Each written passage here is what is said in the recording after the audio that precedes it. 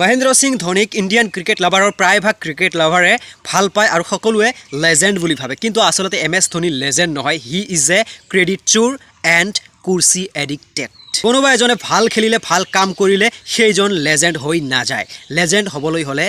দিল জিতনা পড়তা হে কোনোবা এজনে লেজেণ্ড হ'বলৈ হ'লে তাৰ আইডিঅলজি তাৰ ভাৱনা তাৰ চিন্তাধাৰা সেইবোৰ ভাল পাব লাগিব মানুহে আৰু সেইবোৰ চিন্তা আচলতেই প্ৰকৃততে ভাল হ'ব লাগিব মানুহৰ কাৰণে আৰু এই ক্ষেত্ৰত দেখা গৈছে MS ধোনীৰ চিন্তা ধাৰণা ideology not good for cricket lover that's Y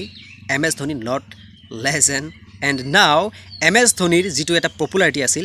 একদম সিধা শ্বেয়াৰ মাৰ্কেট যেনেকৈ নামি যায় তল পিনে তেনেকৈ গৈ আছে কিন্তু আৰু যাব কাৰণ MS ধোনীয়ে যিবোৰ কাম কৰিছে সেয়া ক্ৰেডিট চুৰৰ কাম কৰিছে আৰু MS ধোনীয়ে নিজৰ কুৰ্চি বচোৱাৰ কাৰণে ৱৰ্ল্ড কাপত আমাৰ ইণ্ডিয়ান টিমটোক হৰুৱাৰ ক্ষেত্ৰত ডাঙৰ হাত আগবঢ়াইছে महेंद्र सिंह धोनी ने जानबूझ के ये वर्ल्ड कप हरवाया ताकि यह बड़ी बात फिर से एक बार धोनी मैं कह रहा हूं जानबूझ के हरवाया तो वो नहीं चाहता था कि किसी की कैप्टनसी के नीचे वर्ल्ड कप जीता जाए ये वो आदमी है जो अपनी कुर्सी के लिए किसी को भी बेच सकता है CSK অৰ্থাৎ MS ধোনী RCB অৰ্থাৎ বিৰাট কোহলিৰ যিবোৰ সাপোৰ্টাৰ আছে তেওঁলোকৰ মাজত এক যুক্তি তৰ্কৰ যুদ্ধ আৰম্ভ হৈছে যে MS ধোনী ডাঙৰ নে বিৰাট কোহলি ডাঙৰ প্ৰকৃততে চাবলৈ হ'লে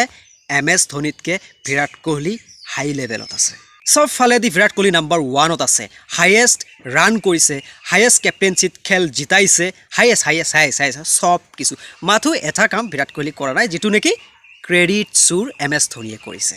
এটা ছয়ক কেতিয়াও এটা টিম নিজিকে MS ধোনীয়ে সিকান্দাৰ নহয় MS ধোনী বিহীন টিম জিকিছিল জিকিব আকৌ বাকী আহো MS ধোনীৰ ফেন আৰু বিৰাট কোহলিৰ হেটাৰ্ছে MS ধোনীক কম্পেয়াৰ কৰে বিৰাট কোহলিৰ লগত যোগ্য নহয় বিৰাট কোহলি MS ধোনীৰ লগত কম্পেয়াৰ কৰাৰ কাৰণে দুইটা MS ধোনী লাগিব বিৰাট কোহলিৰ লগত কম্পেয়াৰ কৰাৰ কাৰণে MS ধোনী মাতো যিবোৰ ক্ৰেডিট চুৰি কৰিছে সেইবোৰৰ কাৰণে মানুহে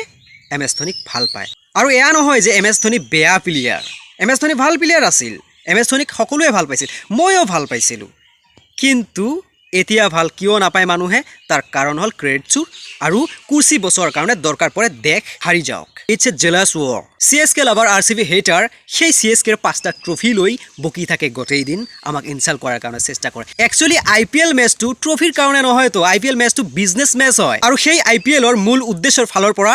RCB সুপাৰ চেম্পিয়ন আজি নহয় একদম 16 বছৰৰ পৰাই বিশ্বকাপ হাৰি CSKৰ হৈ IPLৰ ট্ৰফি লৈ কিনে নিজকে বহুত কেপ্টেনসি বুলি কৈ থাকে সেয়া আমি এক মূল্য দাম নিদিওঁ আকৌ এবাৰ কৈ দিছোঁ IPL টো ট্ৰফি গেম নহয় IPL টো বিজনেছ গেম হয় আৰু সেই ফালৰ পৰা RCB super champion RCB lover আৰু বিৰাট কোহলিৰ সাপোৰ্টাৰবোৰে বিৰাট কোহলিক ভাল পোৱাৰ একমাত্ৰ কাৰণ হ'ল বিৰাট কোহলিৰ আইডিঅলজি বিৰাট কোহলিৰ চিন্তাধাৰা বিৰাট কোহলিৰ খেল মাথো নহয়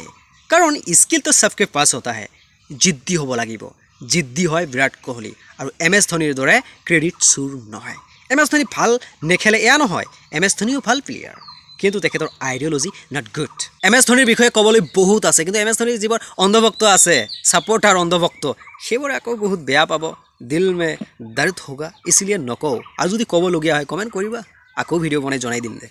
কিন্তু কথা হ'ল বিৰাট কোহলিৰ তুলনাত MS ধোনী দুইটা লাগিব কোনোবা MS ধোনীৰ অন্ধভক্ত সাপোৰ্টাৰে কৈছে বিৰাট কোহলিৰ যিবোৰ ইনষ্টাগ্ৰামৰ ফলোৱাৰ আছে তাৰ ভিতৰত 45% ফেক ফলোৱাৰ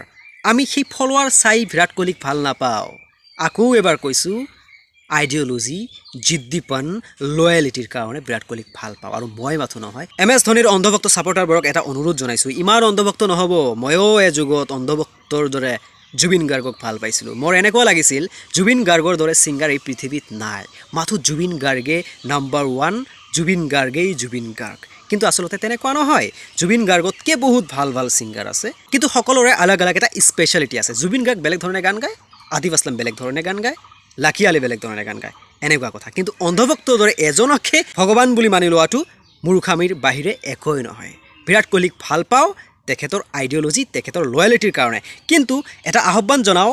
মুছলিম ব্ৰাদাৰহুড যিমান আছে মোৰ ভিডিঅ' চাই আছে তেওঁলোকক কওঁ এইবোৰ চেলিব্ৰিটিক আনফলো কৰিব লাগে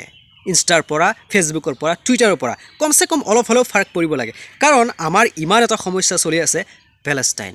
গাজা আৰু সেই ক্ষেত্ৰত বিৰাট কোহলি MS ধোনীৰ দৰে প্লেয়াৰে এটা টুইট কৰিবলৈ সাহস নাপালে কিমান সাহসৰ প্লেয়াৰ মাথো নিজৰ কুৰ্চি বচাবলৈ সকলোৱে লাগি পৰি থাকে কিন্তু মই ভাবোঁ পেলেষ্টাইনৰ পক্ষত মাত মতা এটা টুইট কৰা